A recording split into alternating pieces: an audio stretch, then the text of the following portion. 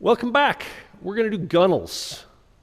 Some people call them gunwales, some people call them gunnels, some people call them rails. There's in-wales, there's out-wales, but ultimately speaking, they are the trim packages on our canoes. We're going to start with aluminum because it's how we price the boats. We do a two-piece aluminum gunnel, which is unique. One piece is easier to install, it's quicker to install, but a two-piece gives you better strength, better structural integrity, and it gives you a more aesthetic boat. And I'm going to show you what our two-piece, how a two-piece actually works here. Swing you down and set you into place on the seat. We've got the out-wale, we've got the in-wale. They go together real simple, but it's actually not so simple. First of all, my finger is where the composite is actually, where the Kevlar would sit. So you see that. The fact that it's two-piece means that we get a uniform pressure all the way along the edge of it. And you'll see this D shape, and that D shape creates a ton of structural integrity strength that there's no way that a one-piece gunnel can match. And the other thing you can see as we're looking in the boat is all the rivet heads. On the inside of the boat, you can see the rivet heads. We'll swing around. On the outside of the boat, you don't see the rivet heads. That's one of the huge upsides of two-piece gunnels. They're just cleaner looking. We talked about their strength. They're certainly notably stronger than any one piece.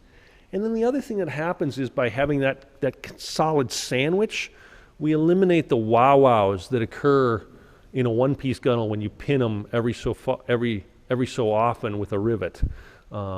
We end up with a really clean-looking composite. So partly aesthetic, partly strength issues, big gains on both fronts. What are the downsides to going with a two-piece aluminum trim? Number one, they're more expensive for us to buy. And number two, they're more of a pain to put on. But we figure it's worth it. We anodize in bronze because that's the best compromise between not looking like just basic silver aluminum and going with a darker color which would show scratches more. So bronze is kind of the happy medium in terms of giving class while not showing scratches. If you're going to store the boat if you're going to store the boat outdoors, by all means go with aluminum trim. There really is not another good option.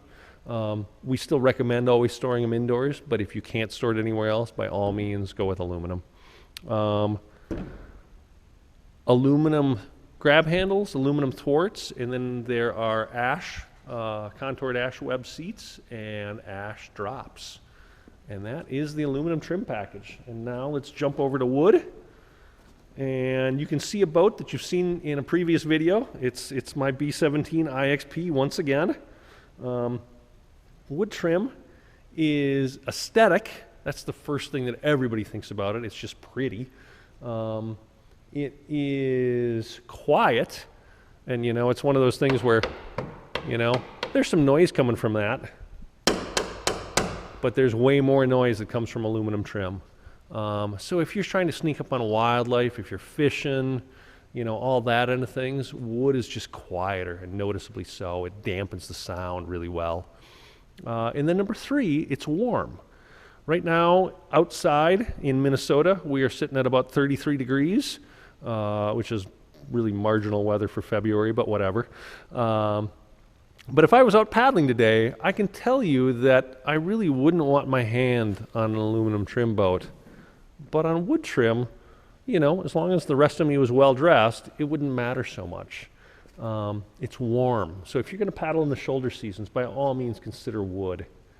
What are the downsides of wood? It adds about 3 pounds on a tandem boat. It adds about 2 on a solo. It adds maintenance. And I'm sure you're looking at my wood trim and saying, wow, that's not quite as pretty as it could possibly be, Bear. You could put more effort into maintaining that, couldn't you? And the answer is yes. This boat saw Watco before we left on paddle home, that 38-day trip where we paddled all around Minnesota.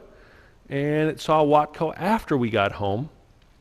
But after the second coat of Watco, It was paddled on a few day trips, and then it spent 9 days, 10 days on the Current and 11 Point rivers in Missouri in late October, and then it came home and got put in the garage, and never saw hasn't seen Watco since then. So it could certainly use another coat. Downsides of wood are that maintenance aspect of things, and you've got to maintain it. What I recommend to people is that first year you Watco it 2 or 3 times, the next year you Watco it at least twice, and then after that you can drop to 1 or 2 times a year pretty consistently, depending on how hard you're using the boat. If the boat is seeing a ton of time on the water, this one's seen about 80 days now over a couple of years, you'll want to consider a little bit more frequent applications on those big years. And then you can see the wood trim package, which are walnut and ash seats, thwarts, and yoke. And then we're going to swing over to carbon trim. And so carbon trim, we are unique in the way that we build carbon trim. We played with a whole bunch of different ways to build it. And we really didn't like the aesthetics of the options that we were coming up with, until we finally said, you know what, we're going to just create a new mold for every boat that we put carbon trim on. So what that means is we're staring at a Trillium right now, and so it means we've got a mold for the boat and a separate mold to create the E6 trim for the Trillium. So if we want to put E6 trim on, for instance, a Northwind Solo, we've got a mold for the boat that's different than everything else, and we've got a different mold for the gunnels. So E6 creates a big headache for us. It's a lot of time involved in building those molds and that kind of things. It's the most complex way and the most expensive way that we could have chosen to do carbon trim. And much like those 2-piece aluminum gunnels, after playing with all the different options, we said, you know what, it's just better this way, so we're going to do it. And what does that mean? That means we've got integrated end decks. And so take a look here at the aluminum trim. We've got a thermoform plastic cap. And why? Because it's the only way to really finish the boat right there. On the wood trim, you can see it in the distance, we've got that beautiful integrated wood end deck. And on the E6 boats, same deal. We matched the wood trim on the E6 boats. I shouldn't say we did. Charlie matched the E6, the wood trim with Charlie matched the wood trim when he built the E6 boats, molds. We have full outwales, which is a huge thing in terms of they're stronger by having an in-wale and an outwale, by having something on both the outside and the inside of the boat. We end up with a notably stronger gunnel. We also end up with a stiffer gunnel, and we end up with a drier boat because it's a little bit of splash protection. It is the lightest and stiffest boat that we offer, and it is the stiffest boat on the market just because of how solid that E6 trim is. And of course, it's the sexiest boat on the market because of the integrated decks and everything else. There's just really no comparison to our E6 trim. It comes standard with all walnut and ash parts. And then why is it E6 trim? And that is because Charlie, that mad scientist that I described earlier, he came up with the idea that it's got to be E6. Carbon is the 6th element, so it's E6. Periodic table stuff. And then you'll notice that we through bolt all our seats, yokes, thwarts, regardless of whether it's wood or aluminum or E6. And that's because it allows you to customize the boat.